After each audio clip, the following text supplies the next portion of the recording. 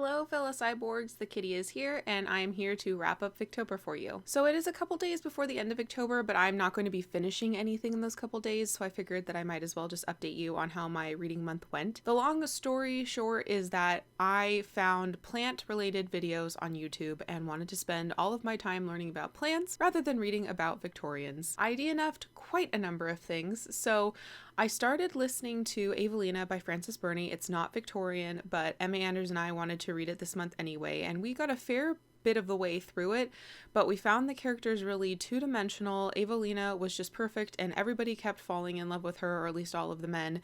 And there was an awful lot of word count given to characters who were incredibly insufferable, and it just wasn't very fun to read, so we ended up giving up on that. Then we attempted to buddy read Sylvia's Lovers by Elizabeth Gaskell, but the dialect in this was really slowing Emma down, and she really didn't have the time or patience to tackle it this month, and I was planning on trudging ahead by myself, but then I realized that I would just be forcing myself to read this, and since it is the last Gaskell novel I have to read for the first time, I decided to put this down, to not try to read it during Victober, because this is my second attempt to read this during Victober, and instead to read it during a month where this is the only Victorian I'm attempting to read, where I can go with the slow pace that it's at until I hear in the second half of the book it's a lot faster paced, so that's my plan, to get to this in March or August or some month that is not otherwise classics heavy. I very quickly DNF'd The Life of Charlotte Bronte by Elizabeth Gaskell. This is the first biography of Charlotte Bronte, and it was written at about a few years after she died. I just hated this writing style. This did not feel like Elizabeth Gaskell at all. It was so dry,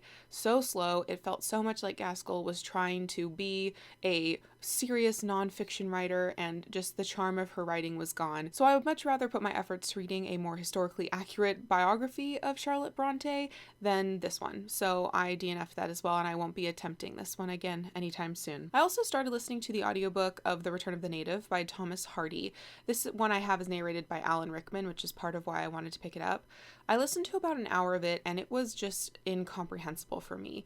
I struggle with Hardy's writing style at the best of times, and an audiobook makes it so that I can't sit and really ponder a sentence very well unless I want to keep going back, and I found myself really struggling to understand what was atmosphere and background and who were characters that I was really supposed to be paying attention to and trying to be keeping straight.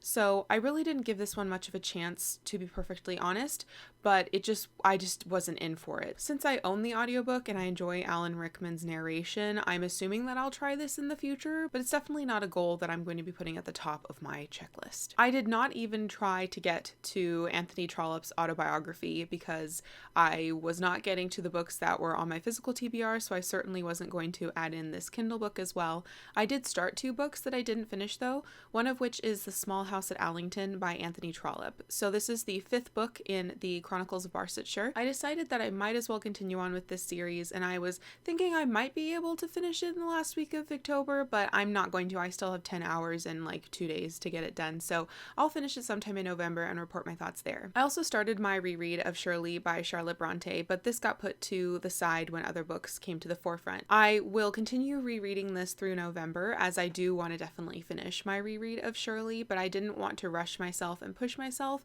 so that I would think poorly of the book just because I was forcing myself to read it. I am still enjoying the second read though, and I will report my full feelings whenever I finished it. The only Victober book that I finished this month was The Half Sisters by Geraldine Dewsbury. I ended up giving this 3 out of 5 stars for multiple reasons. This is about 2 half-sisters who share the same father but don't know of the other's existence. They both share the same father, but Bianca was born out of wedlock and Alice is his legitimate daughter. I thought that it was going to be an even 50-50 split, that we would be following Bianca and Alice and giving as much attention to both of their stories and seeing how their stories really changed. But really this is Bianca's story with Alice's just as a foil. So that kind of bummed me out, not because I didn't like Bianca's story, but just it made Alice then feel inconsequential. And Alice had a more traditional route. She got married to a wealthy man and lived her days just doing stuff around the house and I guess a little bit for her community. And because that wasn't given like word count weight in here, to me it kind of felt like it was being belittled, which I don't think that's what the book was trying to do, but that's just at the end of the day kind of what it felt for me. So I think with the half sisters, it does a lot of things that are really revolutionary for the time, but don't feel quite so revolutionary for us now.